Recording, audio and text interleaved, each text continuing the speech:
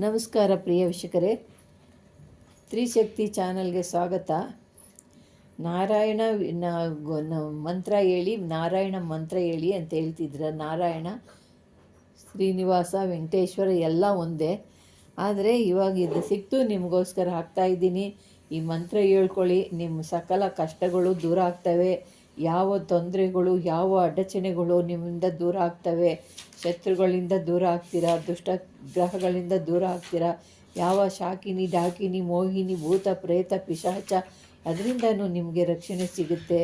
ನಿಮಗೆ ಈ ನಾರಾಯಣನ ಅನುಗ್ರಹ ಸಿದ್ಧಿಯಾಗಿ ನೀವು ಸುಖ ಶಾಂತಿಯಾಗಿ ಬದುಕಬಹುದು. ಇಂಥ ಮಂತ್ರಗಳೆಲ್ಲ ನೀವು ಜಪ ತಪ ಮಾಡೋದ್ರಿಂದ ಇವೆಲ್ಲ ಬಹಳ ಪವರ್ಫುಲ್ಲಾಗಿ ಮಾಡುವಂಥ ಯಂತ್ರಗಳು.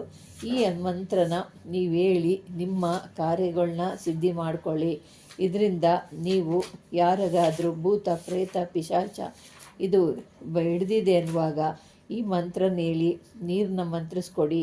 ಅವರಿಗೆ ನಿಂಬೆಹಣ್ಣು ಮಂತ್ರಿಸ್ಕೊಡಿ, ಅವ್ರ ಕಷ್ಟ ದೂರ ಆಗುತ್ತೆ. ಮತ್ತು ಈ ಬುತ್ತಿ ಮಂತ್ರಿಸ್ಕೊಡಿ. ಈ ಮಂತ್ರನ ನೀವು ಹೇಳ್ಬೇಕಾಗಿರೋದು ಒಂದು 10,000 ಸತಿ ಜಪ ಮಾಡಬೇಕು. ನೀವು ಒಂದೇ ಸತಿ ಜಪ ಮಾಡಬೇಡಿ, ದಿನನಿತ್ಯ 108 ಅಂತ ಹೇಳ್ಕೊಂಡೋಗಿ ಕೊನೆಗೆ ಇದನ್ನು 1,000 ಆದರೂ ಹೇಳ್ಬೇಕು. 1,000 ಹೇಳ್ಕೊಂಡು ನೀವು ಜಪ ಮಾಡಿ ಕಾರ್ಯನ ಸಿದ್ಧಿ ಮಾಡೋದ್ರಿಂದ ಈ ಮಹಾನಾರಾಯಣನ ಅನುಗ್ರಹಕ್ಕೆ ಪಾತ್ರರಾಗ್ತೀರ. ಪ್ರಿಯ ವೀಕ್ಷಕರೇ, ಇದು ಒಂದು ಅದ್ಭುತವಾದಂಥ ನಾರಾಯಣ ಮಂತ್ರ.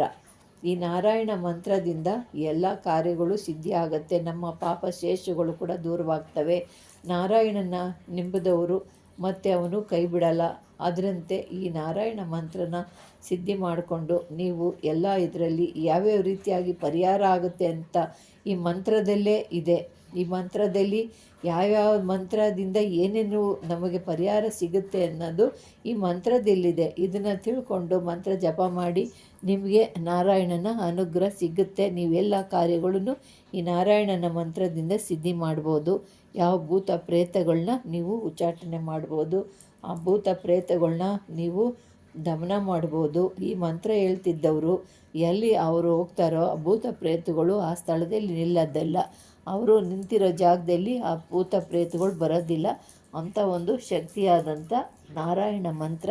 ಇದನ್ನು ಮಾಡ್ಕೊಳ್ಳಿ ಪ್ರಿಯ ವೀಕ್ಷಕರೇ. ನಿಮ್ಗೆ ಇಷ್ಟವಾದರೆ ಲೈಕ್ ಮಾಡಿ, ಶೇರ್ ಮಾಡಿ, ಸಬ್ಸ್ಕ್ರೈಬ್ ಮಾಡಿ. ನಮಸ್ಕಾರ.